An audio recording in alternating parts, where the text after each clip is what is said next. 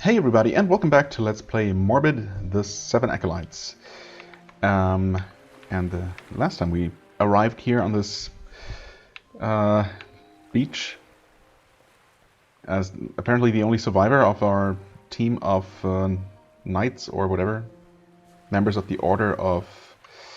oh god, all the terminology. Dibram, right, which is an order created, as far as I understand, to combat some evil deities that were born from the human mind and have since taken control of, well, the namesake Seven Acolytes. Previously just 7 people, I guess. Oh, that's how you dodge. Oh, this attack. This heavy attack is really good, but it takes a moment. Okay, so, but it does allow you to 3-shot those guys. So if you get the spacing right, that seems extremely powerful. I have been doing a little bit of off-camera fighting. Oh, right into that one. Although that did very little damage. It did not actually damage the enemy though, so there's that. Nice. Okay, getting used to this. Slowly but surely, maybe. So yeah, the Acolytes. So, and those we will apparently eventually have to kill. So they're basically the fleshy avatars of those malevolent beings that otherwise are bodiless, non-physical, and by destroying their hosts, we can banish them from this world, which is what we're trying to do. So that's my understanding of the story and our mission here. And everything's very bizarre looking, macabre, morbid, you might say. That guy's not going to let us pass until we are exalted, whatever that means. Right, but we have other things to do. We have, well, this guy just basically told us what we're supposed to do. I don't think he has anything more to say. Magrathius, bless you. Thank you. I have acquired some skill points and another half level past that from just doing some more killing around here. Like, we can easily enough one-shot those guys. I think I've done that. Found that out last time.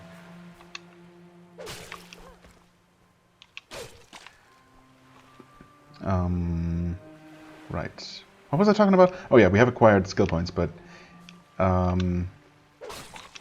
if there is a way to spend them on skills quite yet, I don't know how to do it. So I'm assuming for the time being... Right, those guys don't quite die from one heavy attack, but that's okay. They do seem to be unable to split their long-range attack. Oh, that one died from one. So I guess there is maybe some randomness to the damage. Okay. Thanks for the gruel. I said thanks for the gruel. Once again, what did I start saying? My god. Right, so for the time being, I'm going to assume that we cannot actually level up yet. Which, you know... There were more tutorial messages in the upcoming Hamlet area, the next area, up these stairs. It's interesting that these, what were they called? Stalk barriers? No. I don't know. These barrier thingies that you can apparently destroy by destroying the connected node or whatever. Accursed Hamlet. Yeah, those die every single time you approach the area. Right, this tells me about stealth, but I see there is another tutorial message coming up, so we're apparently not done with the tutorial quite yet. Hold to sneak. So it's very possible that we'll officially learn how to level up after this. Maybe we actually need to find some sort of ability first. Press B for special attack. Oh, okay, so for heavy attack behind the enemy. Oh, wait, that's not actually a backstab, it's just telling me to probably use my strong attack when I've successfully sneaked up behind an enemy. Because, well, obviously you want to have the maximum effect. You have not seen me? Oh. Wait, how are you not seeing me? I guess he's intentionally, or he's been programmed to always face right to allow you to sneak up. But yeah, with enemies moving around, and I mean sneaking is pretty slow. Your normal movement speed is already slow. I guess with these kinds of enemies you can easily enough do it, but you can also just walk up to them. These fish specifically are not exactly the most threatening. But okay. Oh, yeah, well. I mean, again, if you get the spacing right with these relatively slow-moving enemies, so far, of course there might be enemies later on. There will be enemies later on where that just doesn't work out so easily. But for the time being, you can just do this, and that almost worked. I mean, yeah. And you can always just do your little combo. Actually, not much of a combo. I thought there was, but I don't know. What's this? Press LB to parry. Counter-attacking after a perfect parry deals tremendous damage. Okay. Well, I am historically terrible at parrying. I occasionally tried to get better at it in the bigger Souls games, the actual Souls games, and other Souls-likes, but I've always found that, I don't know, my timing is just not where it needs to be. That guy does not look healthy. And so I tend to end up taking way more damage than I would just, you know, fighting things the normal way. Okay. I mean, there seems to be light inside, but then again, there has been light in... No, actually, there haven't been any buildings. What am I talking about? Also, what just happened? I wasn't looking at my character, but I felt the controller rumble, and when I looked, it looked like my character was kind of halfway stuck in something? Weird. Okay, never mind. Not entering the church. There's a cliff. Right, okay. But there was this up here. Is this just gonna tell me that treasure chests exist? Break chests to open them. Oh. Okay, if you say so. Picked up flesh plant petal. Nice. Yeah, those are the things we've been destroying here. And what was that? More gruel, of course. Used to gain more attack speed for a short period of time and lose sanity. Nice. Is that worth it? Flesh plant, also known as Madman's Moss, is an invasive parasitic organism. This fungus-like life form can leech off of any biological entity. We've seen that before. Consuming flesh plant is considered to be extremely dangerous. The effects of digesting the petals are largely unknown, though some say they may, among other effects, enhance stamina, health, and vigilance of the feeder. Huh. Okay. I don't know. It sounds useful. What the hell are you? Oh, is that just... Nope. Skull Hive. Oh. It's just a thing that's filled with these spores. At first I thought that might have been... What? Excuse me? Where'd you come from? Not sure. I thought that might be another one of those things that opens one of those fleshy barriers that we've seen. Although the last one I didn't remember having a face, so there's that. I guess I'm exploring up this way now. I suppose I should try parrying at least once with these guys, but I'm not even sure what their attack timing is like. Come here into the light. Okay, I mean... Nope. Nope. Okay. Oh, okay. I should probably heal. I mean, with these guys, parrying doesn't seem so hard, but also I'm never ready to actually attack. There we go. So I just don't expect to actually make it or something. I don't know.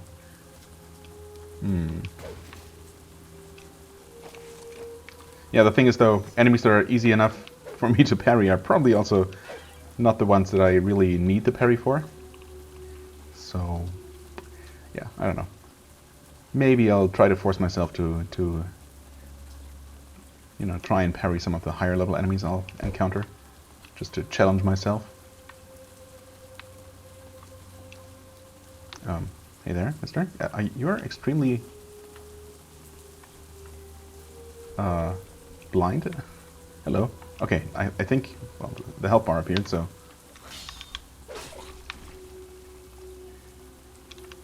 That's how I can tell that he's noticed me. Oh, okay, that guy has. The other one has not.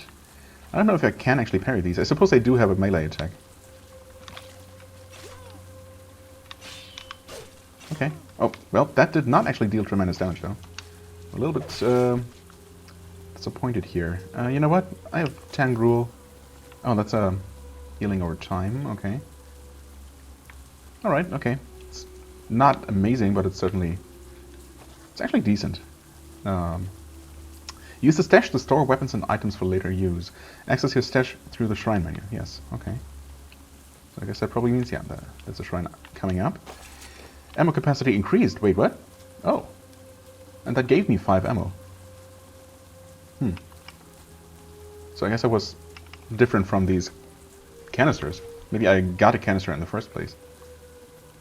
And I didn't have one, and that's why it was saying 0. Oh. What? Sorry, no. Didn't mean to do that. Oh, that's my weapon. Sentinel sidearm. Alright. We're not a sentinel, though. We're a, strider? Is that what we're called? Striver, not strider. Right. Strider's a different game. Sentinel sidearm. Many formidable rifles were commissioned from and designed by Master Crombie for the Sentinels of Yortel, also known as the Eyes of Yortel.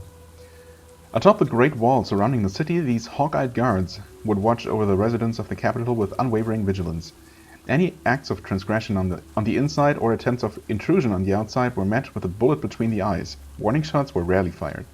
The Eyes of Yortel guard no more, but their legacy lives on in the few functioning rifles still out there, scattered around Moria. Well, we were lucky enough to find one. 20 damage, I still don't know. What could that mean? Why is that, with those numbers, you know, arranged like that? I mean, the first symbol here seems to indicate attack speed, 100%. So I guess that's just the baseline, and some weapons are going to be faster or slower compared to the basic Sword of Dibram. And we have 20 blade damage, 20 physical. But if that's physical damage, what's the fist? Right? I mean, I don't know.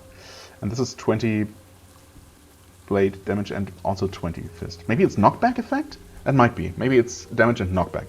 That could be. It's the same. They've always said the same for both weapons so far. Well, okay, we have that. And I'm guessing. My first instinct is when I come out of the menu. The thing is, when I'm in the menu, I'm navigating with the directional pad. Right? Because that's just, I don't know, navigating menus with a stick, with a control stick, has always felt terrible to me, and I hate doing it. And I hate games that do not allow you to actually navigate menus with the D-pad. This game does allow me to do that, but then I close the window and my thumb is on the D-pad, or, you know, and I have to actually remember to switch over to the stick to move my character, because otherwise,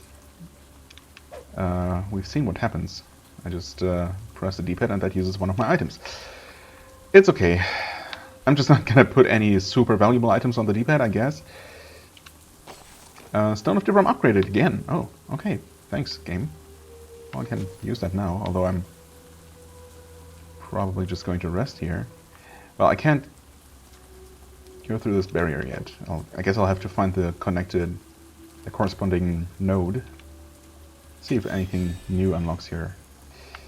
Morbid stat. I mean, it told me about this, which is nice, but I mean, my inventory is far from being full. So select, use, equip, stash, inspect. Oh, okay. Nothing new here. Quests, travel. Oh, okay. I can actually now travel, probably between the shrines. That would make sense. Maps. Right. So that is this area, but we haven't found the map yet. I'm gonna try meditating again, but it seems like all that does is heal me. Right, but I do have 2 charges of the Stone of Dibram now, which is certainly useful. Okay, well, I guess I'll head back up and look around for that.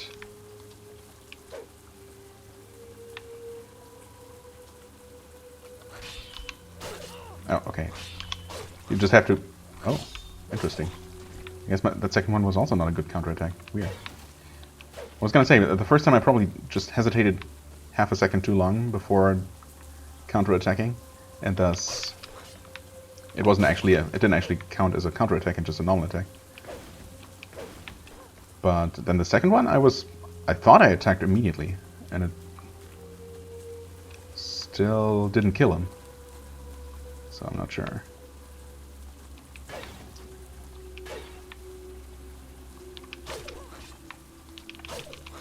Okay. Thought I could get 2 attacks in to finish him off. Ah, you can attack through walls. I love it. Don't mind if I do. Oh, you can... I didn't expect to be able to hit him over that distance, but here we are. Okay, I was just about to say I would really appreciate the map. And there it is, sitting right there. Unless I'm mistaken. Come here. Spore.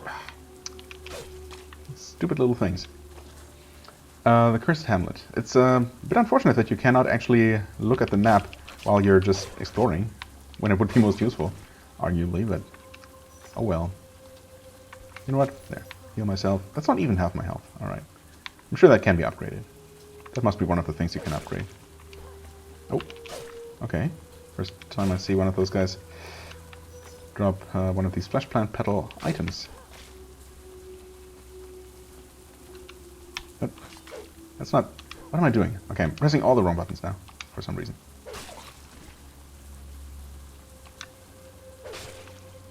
What I actually meant to do was do a heavy attack and hit both those guys. That... Okay, it does, I was expecting a camera pan to show us what opened, but I'm assuming it's the one down by the shrine. Nice.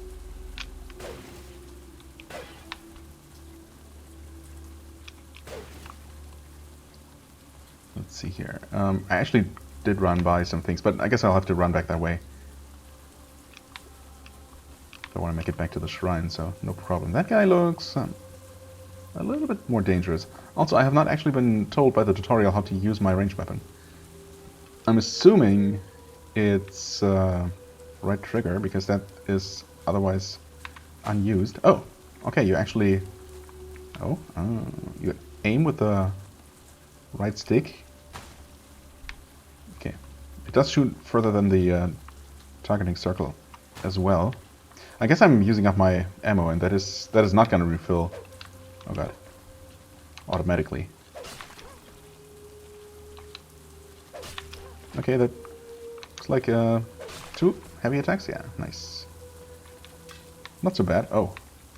Oh, we're full. Okay, so 10 is the max. Come on. Use 1. That's good to know. So don't hold back on using the gruel, I suppose. That seems extremely plentiful. Oh. Fire shroom. Oh, what is that? Greater Rune of Solitude. Oh, first rune. New lore entry runes. Permanently give a melee weapon or firearm plus 15% cold. Add cold to weapon. Okay, so I was gonna ask, does that mean it has to already have a cold effect on it?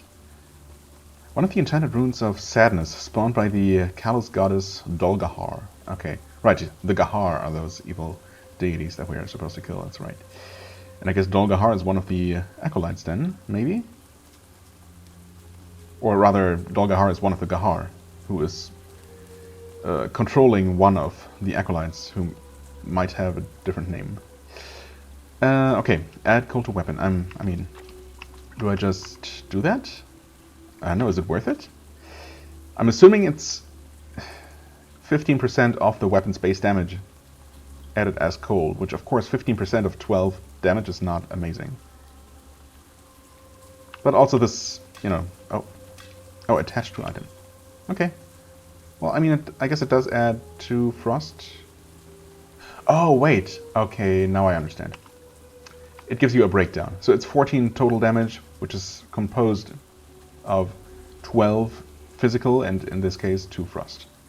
Whereas this is 20 physical damage purely. Okay. Now it makes sense why it's why the numbers are staggered like that. I pressed freaking... This is gonna happen all the time.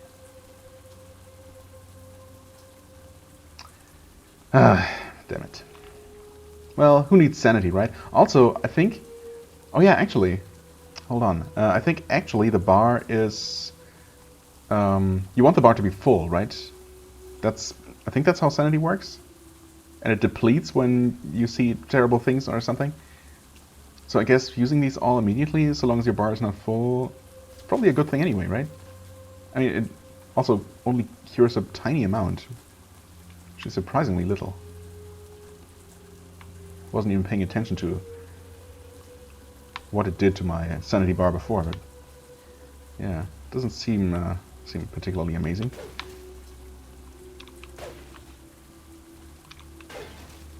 Okay. Oh. Flash room? Yes. No, flesh petal, actually. Well, I mean, I guess I am dealing a little bit more damage now, and so I'm two-shotting some enemies that I was not quite two-shotting before. There's also a nice little snowflakey effect for the frost damage. Oh, hi there. There's our first big enemy. That's definitely an enemy, right? Yeah, I mean... Can I sneak up on him?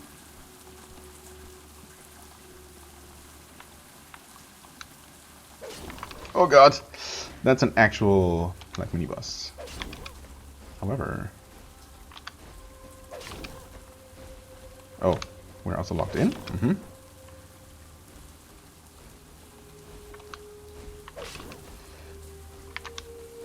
Boatswain Borga.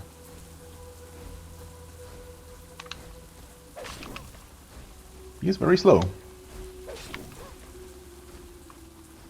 Definitely works in my favor. In fact, the entire combat system is, I don't know, maybe a little bit slow.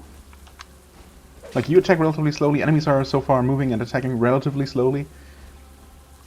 But that is absolutely fine by me. I suppose it might actually feel maybe a little bit sluggish for some people. And in fact, when I just briefly looked at the Steam page and glanced over a couple of reviews, I think I've seen some of the shorter reviews mentioning that they felt combat didn't feel great to them. To me, it feels absolutely fine. I'm convinced that the speed of it is completely intentional, and well, I mean, it obviously... Borga's logbook, interesting. Oh, hold on. It works well for me because I'm just not super dexterous, so this is absolutely fine by me, and it does give you some time to actually think about, you know, strategy in combat, to an extent at least. So, yeah, anyway, most of the pages seem to be ruined by damp and fishy mucus, but some parts of the text are still legible. Page 2. Our voyage has gotten off to a great start. The fish is biting well. The captain ordered a feast for tonight. Page 7. Nocturnal delirium and shared hallucinations have been tormenting the crew for the past few days. Too much toiling in the sun? Page 15. A sailor took his own life during a vivid fever dream. The crew is horrified. Rumors of a curse are churning. Page 17. The captain jumped ship during the night. Coward. Crew morale is low. Page 21. We're running out of food. The sea has turned against us. 6 more men are sick. We're heading back home immediately. Page 36. We're losing our minds. Only these brief moments of clarity allow me to update my journal. Death would be a boon at this point. Yikes. Quest progressed? The Longing Widow? Wait, what? Borga. Oh, wait. Oh. Oh crap, he was called... Lars, was it? Yeah, Lars Borga. Oh. Right. Did not recognize the last name immediately. Well, I mean, at least we have some news for her. And honestly, I was not expecting for a second that that the quest might have a peaceful or a, you know, positive resolution. Not in this game. What is that? A great sword of Dibram. Ooh. Snap. Okay. I see. We even get a comparison here. 85% speed makes sense. 25 damage though. That's basically double our base damage at least. No frost damage, of course. And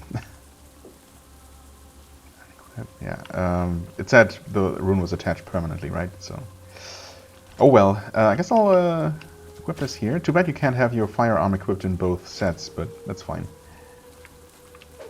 Oh, you have to actually. There we go. I mean, I have been enjoying the slow but powerful heavy attack anyway, so I guess this just gives me that as my base attack and an even slower, even more powerful strong attack. In addition to that, maybe that's going to work out for me, I don't know. I tend to go for more agile builds in Souls-likes.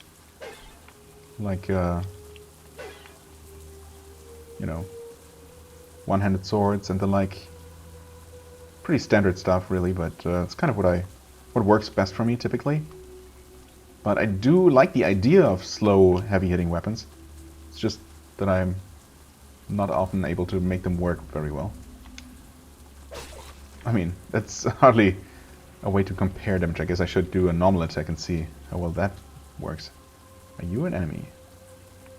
I guess these fish people probably all are enemies. Also, yeah, that is a leech. That was a leech. What is this book? Obviously, I'm not going to ignore this. New lore entry, The Doom That Came to Solya. Okay. Right, we had seen a book on the Seven Acolytes before, in the first area. Oh, more gruel. We don't actually need any health. Oh,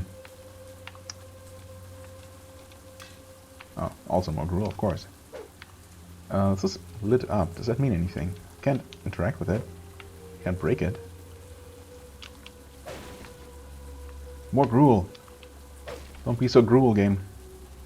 Don't drop me all these items I can't actually carry.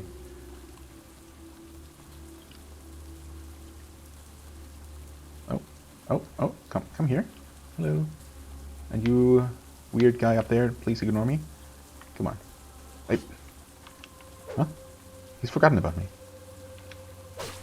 Huh, okay. You do one-shot them like that. I guess that makes sense, because if you two-shot him with a 12 damage weapon, well, almost two-shot him with a 12 damage weapon, it makes sense to one-shot him with a 25 damage weapon. Math works out. Oh, I mean, this doesn't feel too slow for me. It doesn't feel that much slower than the basic sword, and it makes sense. It's only 15%, so. But for double the damage, I mean, the math works out again. How about these guys? Not. Oh, what was that? Some sort of debuff? First time I saw that, or yeah, I don't know. Huh. And the sword doesn't say anything about any special effect, so I don't know. What about you, friend? So I'll sneak up on you, just in case I can talk. No, it doesn't seem like it. Oh. I guess that means the enemy is wounded and running? Fish Shaman. Yeah, I mean, he looked like a spellcaster. Oh, I guess I'm missing some health. Yay! More of these. I should probably make some use of those. In fact, I mean, if there ever was an opportunity, it was that boss fight, but I guess it worked well enough without that. I mean, it was hardly much of a boss fight to begin with. Obviously, this is still kind of the tutorial, or at least a very early game. Another one of these. I guess we must soon be full on those. I suppose for the time being, while I don't have any sanity restoring things, and I guess as little as they restore, with how little they restore, I don't really think that they are going to be necessary to be on the you know, quick item bar, you know, item shortcuts, as it were. Because they're not really gonna, you know, do much in combat when you're actively losing sanity. So I guess I don't need those there at all. Oh, barrel, please. More gruel. Ugh, whatever. Okay. Well, it's kind of hard to tell. Oh, there's a rock in the way. I didn't see that. I have looked here. I might not actually have looked close to the other house here. Yeah, no, I don't think I have, but... Oh, there's another shaman. Guess I didn't see him the first time around. Suppose I should try and find out what they even do. Okay, he's moving away from me even when he's not hurt, so I don't know. Maybe that's not what the skulls or the bloody skull symbols mean. Are you just terrified of me? I mean, I'm sorry, man, but... Are you trying to attack me? Huh, weird. I guess I'll read the lore entry and see if that says anything about them. About them not fighting at all. That seems weird, though. I don't know.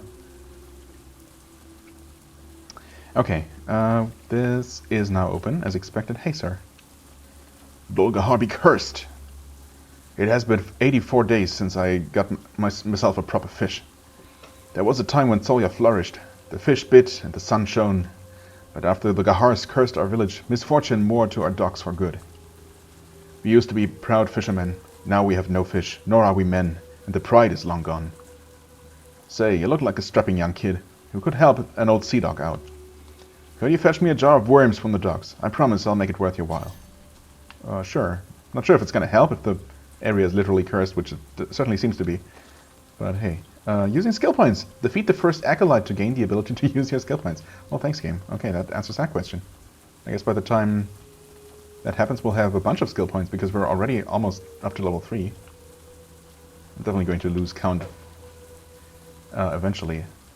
What I can do, among other things, is I'm gonna travel back to the coast of Solya. Oh, wait.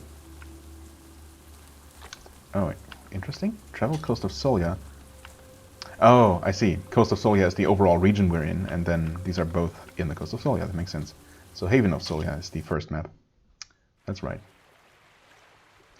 Because we have completed a quest. We'll see what... Oh, that's not the... not by the save point or the shrine as I expected. What? Oh, we did one-shot that guy.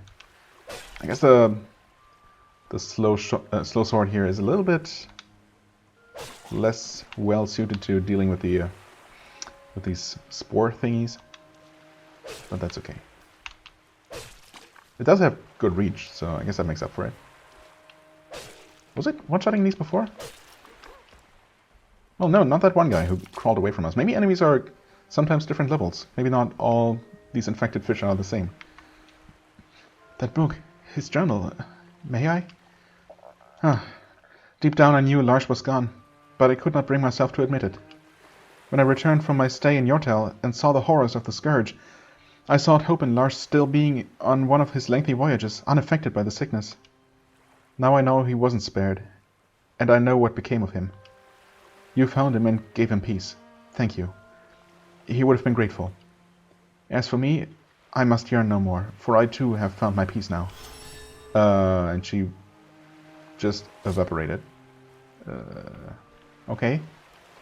Did she actually kill herself, or did she just teleport away? Or was it just the game telling me that she moved somewhere else? I have a feeling like she actually died, because that seems to be in the spirit of this game. Let's see here. Son of Solya. That's a mace?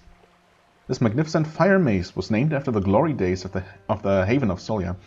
It originally served as a scepter used in several festive occasions by Lorn the Beloved himself. Keep pressing the close inventory button when I just mean to close the lore. Okay, so this is 32 damage, but even slower. I mean, it looks like a one-handed mace, but I guess not. I was thinking of replacing my basic sword with this thing, but I guess if it's even slower, then probably not. Or maybe? I mean, it's another slow weapon. Let's see. It's only 5% difference, so... oh, it is... It looks smaller, though. I mean, it looks more like a one-handed weapon, honestly. Let's see. Let's put it to the ultimate test. The crows. Or... the one crow. If I'm being careful. Oh, no. This time both came. Okay. That's good damage.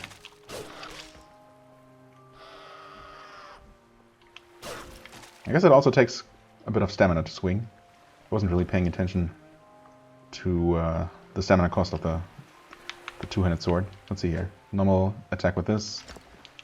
Normal attack with this. Okay, so it takes about twice the stamina to swing the mace, which makes sense. It deals a lot more damage after all. I mean, 32 damage, yeah. Sure, that's even better than 25. I don't know. I guess sometimes you're not going to want to deal fire damage, because certain enemies might be resistant to it. Not entirely sure how you would be able to tell without doing some testing. I guess you wouldn't. Also, I wish the game would organize like this. But, you know, I can always do that manually. Yeah, I don't know. Should I keep this one instead? It seems like an upgrade, mostly. The sword looks cooler, honestly. I like the design of these Dibrom swords. Oh, actually, we never read this, huh? It's a fine sword. Okay, so it's the same description as the normal sword of Dibrom. Same poem as well. Okay, fair enough. I guess I'll keep this around. I don't know. For the time being, I want. I guess. God damn it!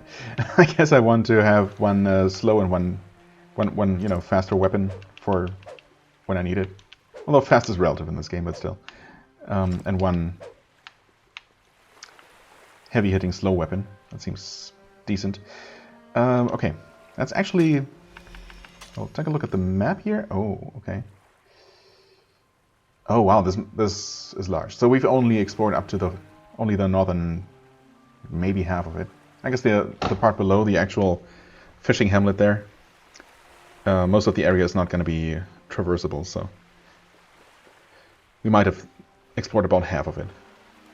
And also parts of the map are missing, which is not great. So we don't really know what's down those pathways. It's really unfortunate that you cannot see this while you're playing, while you're out in the field. It's kind of a bummer. Honestly, so far that's probably my biggest complaint, is that you can only see the lore and maps and everything when you're sitting at a shrine. I mean, I kind of understand what they're going for. You know, out in the field you're in danger. There could be evil mutants lurking around every corner, and you know, it's just not safe enough for you to sit down and look at and, you know, file through your documents. Sure, but I mean, having a map out in the field would just make so much more sense. And yeah, it's just, I don't know. From a gameplay point of view, I don't agree. From a design point of view, I kind of understand. But it's what it is, and we'll have to deal with it. It's not a huge deal anyway. Quests, right? The old fishman and the sea. Oh, had I seen the name of the quest? I don't think so. Bring the old fishman, Marlin, a bucket of worms in the cursed hamlet. Okay. Right. The stash. I guess I mean, I don't know. For the time being, again, inventory has plenty of space, so if it turns out that there are a bunch of enemies who seem to be resistant to the fire damage or something, I don't know. Maybe I'll switch back to the greatsword. I can always, you know, socket something into this. In fact, it has 4 sockets, it looks like, whereas the mace only has 3, like the smaller sword. So that could make a difference. I mean, I'm never going to be able to add as much fire damage to the sword as the mace has, but I might not want to. I really wish I had not used the ice rune immediately. I definitely would have put it into the greatsword instead. Oh well, it's fine. We're definitely going to find plenty more. Right, okay. Meditate, quests, what did I want to do? Right, we still can't level up. We have found a bunch of new entries though. 7 Acolytes. I guess we don't know anything about any of them. Ah, Boatswain Borga. So he was one of 5 formidable foes. Not particularly formidable, but again, tutorial, basically. After Lars Borga returned home from the notorious voyage which doomed Solya... Oh, wait. The voyage he was on, which sounded like just a normal fishing trip. That was what doomed Solya? He got infected with the disease. Oh, so, and they brought it back. Oh. Well, crap. The first symptoms were the bluish skin and high fever, as it had been with his peers. This was followed by the green festering sores and mucus that would end up covering his entire skin. After this, his physical structure began mutating. First he developed gills, then flaps of skin began forming between his fingers and toes. His spine bent and his bones flattened and turned to cartilage. Once the gruesome transformation was complete, there was nothing left of the man Lars Borga, not physically nor mentally. Yikes. Skullhive. Skullhive is a skeletal structure completely engulfed and reanimated by a flesh plant. Okay, so it used to be just a normal skull. Once its growth reaches a critical stage, Skullhive begins to spawn flying spores composed of calcium from the bones and seed tissue provided by the plant. This very effective form of pollination has in part caused the flesh plant plague in Monia. Alright, so destroy all of these that I find. Obviously. The Skullhive itself is fairly harmless in battle, but the large amount of spores it can produce in a short period of time can easily overwhelm one. Well, I suppose. Giant Leech. I guess we had never looked at this one. Following the curse, all noblemen and aristocrats residing in Solya were turned into lowly leeches. Some have concluded this cannot be a mere coincidence, but a clear indication of the spiteful Dol'Gahar having a sense of humor, albeit an exceedingly twisted one. Huh. Fish Beast, Accursed Sailor, right. On her advent, out of sheer spite, Dol'Gahar, the goddess of sadness, cursed the hamlet of Solya and all its inhabitants. She rendered the shores vacuous of fish and devolved the people into demented sea creatures. Solya, once famous for its sumptuous feasts and gracious hospitality, thus became infamous for its abysmal decadence and primal hostility. The accursed sailors of Solya are now but a bunch of primitive brutes, and of the noble men they once were, nothing is left. Oh, Colioid? Colioid, Sentinel. The curse of Solya was truly a hex of note. Only a formidable deity is able to create such a plethora of diverse outcomes with a single spell. The Sentinels of Solya, in a very slow and excruciating process, lost all their bones. Their feeble limbs were then replaced by masses of giant tentacles. Their muscles stayed perfectly intact, however, which in combination with their new grizzled cores and sturdy feelers allowed them to retain an upright position on land. All the same, they lost their minds, and are now doomed to forever guard their desolate haven. And the fish shaman. As a result of being cursed, the shamans of Solya gained the unappealing form of a mutated catfish. Catfish? I guess I see the feeders, the mustache, as it were. Their high level of insight allowed them to stay partly cognizant and not completely devolve into fish like happened to most others. Unfortunately, much to their detriment, this half-witted state allowed them to form a primitive cult, which prayed for a return of their exiled leader, Lorn. Oh. When Dol'Gahar captured Lorn upon his return and removed his eyes, the shamans ordered the whole village to have their eyes gouged out. Oh, wait, are they actually all blind? Wow. I'm sorry for accusing them of being blind before. Although I guess I was right. Not sorry then. Okay. This was done as a token of unwavering solidarity towards their commander. The demented villagers had no will to object, and so the whole hamlet blinded themselves in support of their tortured leader. Yikes. Wait, there was... yeah, okay. Monsters... oh, wait. Monsters of Old Mornia. Oh, Ravenous Crows. The Black Crows of Northern Mornia used to have a rough time finding food during the winter. However, after the flesh plant plague began and the madman's moss spread across the kingdom, the crows found a new source of nourishment. The flesh plant was abundant and nutritious source of energy for the starving birds. Unfortunately, it also caused the crows to grow abnormally large and develop an appetite for flesh and blood.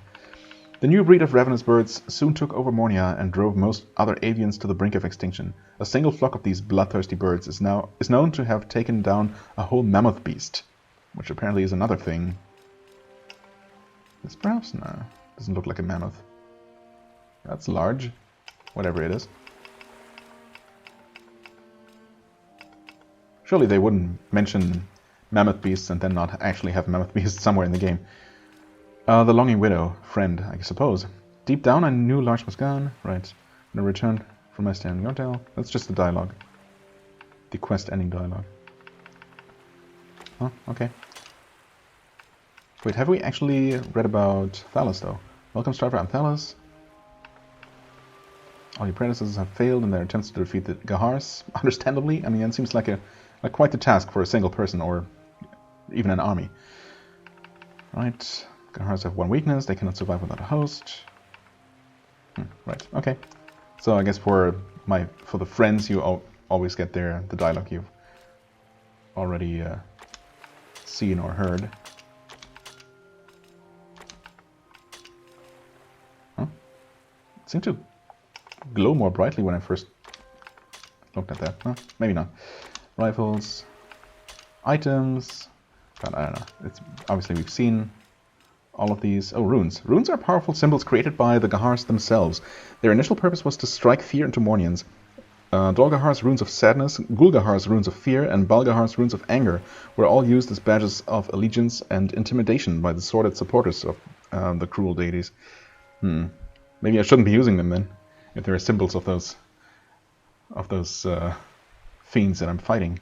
But then again, might as well use the enemy's power against it. However, even gods may fall victim to the ingenuity of mortals. The Order of Dubram found a way to wield the power of the runes. Okay. They came up with a method which allowed them to apply the symbols to their weapons, turning the potent artifacts of evil against their creators. Just as I said. Lazarus Flower. Wait, I had looked at this before. Didn't I? Yes, I definitely did. Medicine pelts, right, these as well. I guess, okay. Even if I have read the lore on the item itself, it's still displayed as new there. Fair enough. Feeler gates. Feeler gates are biological organisms which grow in thick, impenetrable formations. These plant-like creatures have been harnessed by the Gahars as their way of dividing and ruling the kingdom. Abiding only to the will of their masters, the tentacle barriers will not retract to anyone else. However, there is a way to get past these imposing walls of tendrils by destroying the often exposed and vulnerable heart of the organism. Yeah, that seems like a design flaw, but works for me. The doom that came to Solya. The once prosperous fishing village of Solya was reduced to a desolate ruin after a strange sickness took over the hamlet. The surrounding sea... what? Wait. Oh, yeah. I don't know why I was suddenly confused here. The surrounding sea became devoid of life, whilst the proud villagers devolved into mindless monsters of the sea.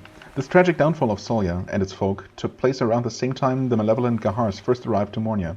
Many are of the opinion that the cruel deities are to blame for the port's horrid fate. Nowadays, no outsider dares to travel to the cursed hamlet, nor should they. The only passage between Solya and Old Mornia is a long and treacherous cavern, infested with flesh plants, and guarded by, the rumor has it, an eyeless abomination. Another one, huh? Oh, wait, that would be Lorne himself, right? Oh god, yeah, probably. Sneak, run, special attack, parry. Wait, special attack is just... yeah. And sneak is just... wait. What was it? Oh. Huh? Sneak. First one. Sneaking, you are less likely to be spotted and deal extra damage to us. Oh, so you do deal extra damage. Oh, this tall grass helps even more. Okay, that's good to know. That stealth is an actual mechanic. Chests. Gaining experience. Yay. Using skill points. I mean, it's kind of cruel that the game tells you, hey, you can do this after you defeat the first boss. But, you know, then again, it's fine. Obviously, you need something to look forward to and to work towards. Okay, well, that was a lot of lore reading. I didn't expect there to be that much, but, you know, it's fine. I don't mind. I hope you don't either. Right. With that, I will end the second episode. Yeah, next time we look around the Cursed Hamlet a bit more. Look for that can of worms, and maybe we'll make it all the way to that eyeless abomination. After fighting our way through more minor eyeless abominations, I suppose. For the time being, I thank you very much for watching. I hope you enjoyed. If you did, please hit the like button, leave a comment, and I shall see you real soon. Bye-bye.